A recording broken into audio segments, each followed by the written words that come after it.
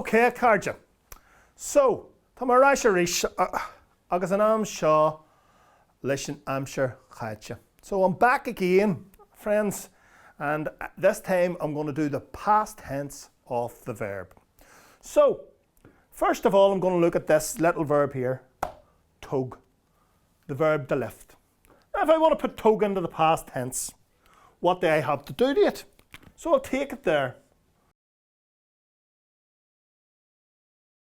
The first thing I have to do is I have to put in a shevu. Now I prefer the word shevu to aspiration. Shev is the word for gentle. And what a shevu does is it makes the word gentler and gentler to say. So I'm going to put a shevu in, and they call a shevu in the Gaelscoil, well in Belfast anyway, they call it a H specialty, a special H. Okay, so I'm going to put that in. So tug becomes hug. Now, hug means nothing on its own, so then you have to put your personal pronoun in. Or, as I like to call them, the people. Hug me, I lifted. So tug, the order form of the verb, lift, becomes hug me, I lifted. Hug me and Brusker, I lifted the rubbish. This verb here is a first conjugation slender verb. And that's slender because it has this little letter here, an I, in it. Now, similarly to tug, I am going to do the same thing with that. I am going to put brush over here, or up here. So, and I'm going to put in my shevu, my H specialty, my aspiration, or my H. Vrish. But like I said, with hug, vrish on its own means absolutely nothing. So let's put a person in there. Vrish tu. Vrish tu an inyog. You broke the window, he said accusatively. But, anywho, that's the first conjugation verbs, broad and slender. Let's talk about second conjugation verbs. So this one, canny. This is a second conjugation, broad verb. When you're identifying whether it's broad, you go to this part of it. Okay, these E bits here, they're kind of in them anyway. So you go to the A. So you know that A is a broad vowel. Canny. Similarly to all these, you're just doing the exact same thing.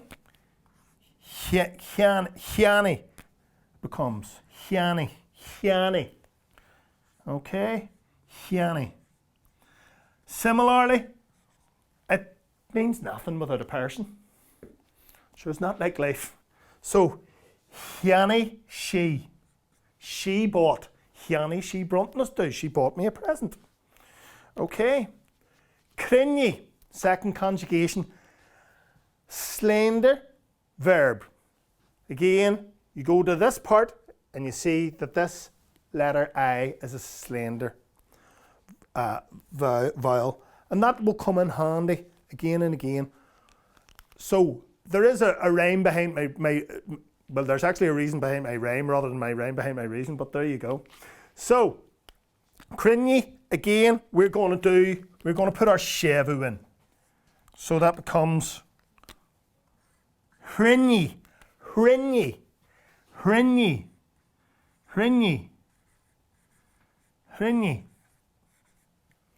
Again, what's the use in hrinny if there's nobody to crinny rudder be? If there's nobody to gather, so crinny means to gather, by the way. Crinny she. He gathered. Crinny she Teaghlaigh. He gathered leaves. For some reason or another, I think he had a massive interest in the season of autumn. So okay, we've got that so far. The next part that I need to show you is vowels, verbs beginning with vowels especially. So we're going to take one that's used pretty commonly, all. Now, obviously all you can't put a shevu in, what do? So you have to put the apostrophe in. Dal. And like Hianni, Hrinny, Hog, or Vrish, they mean nothing on their own without a person, so you need the personal pronoun. So, Dal, Mudge. We drank. Dal, Mudge, and tea. We drank the tea.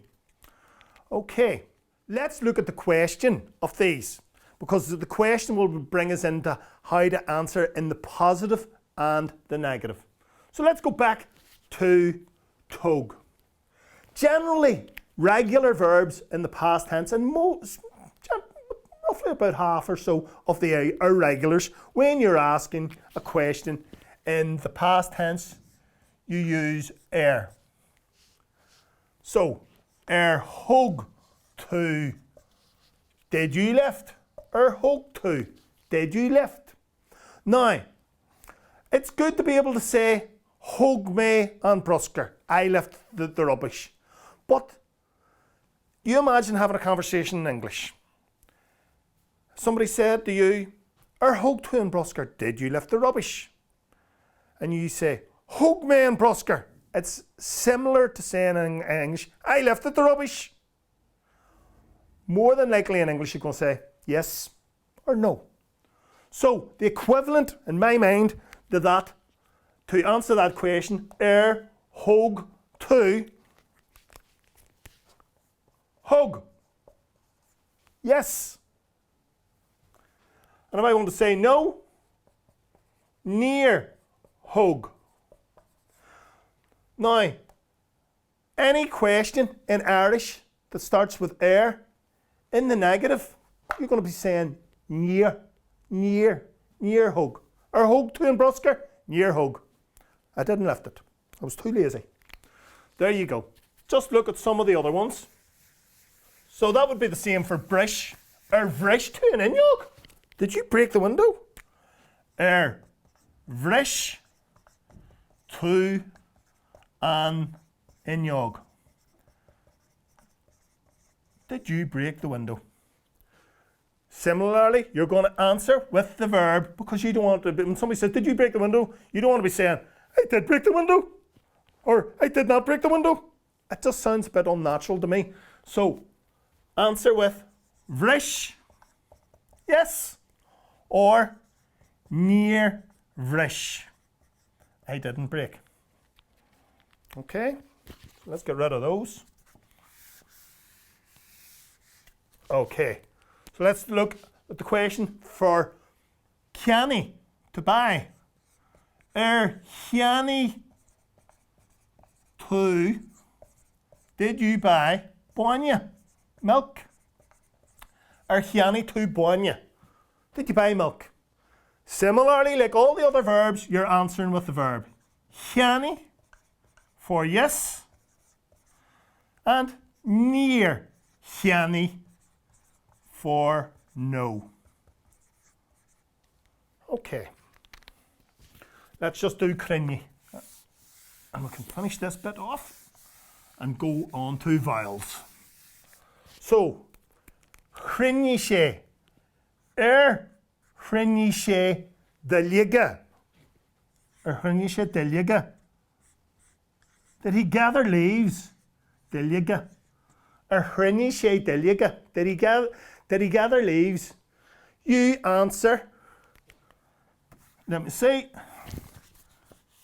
You can just say Crinny if yes, or near Crinny if no. Okay, let's look at vowels.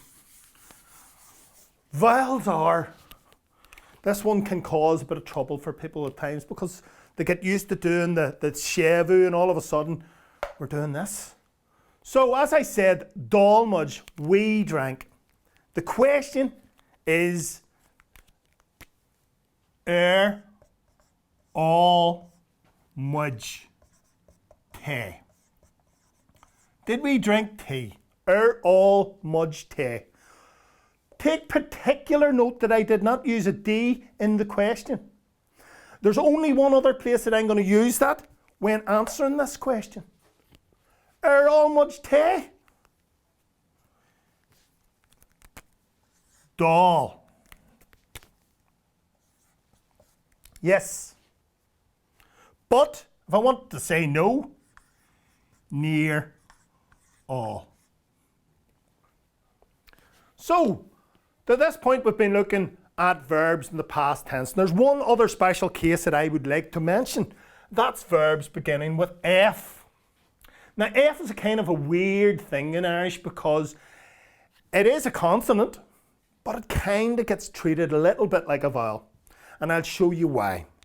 Now, let's take a verb like fan, the verb to wait.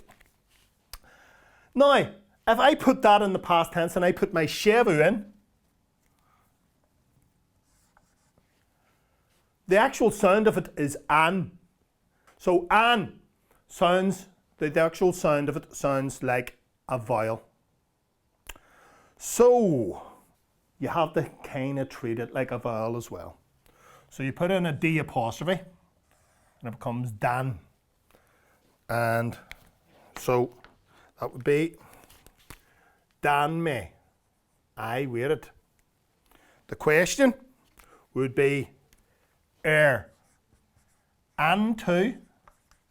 Did you wait? Or and to? Now, again, similarly, when I used the word all, a verb starting with a vowel, that I pointed out that there's only two places that you use it. Dan me, I waited, and answering positively to this question. And to? Dan. Oh, let's do it red there. Dan. Yes. And they are the only two places that you're going to use this. But with the F, you're also using this H as well in the past tense. So, answering no to that. Near an. Notice that you're not using the D apostrophe. Near an, no. An to. Leishin was, did you wait on the bus? Near an. Or Dan. So, no or yes.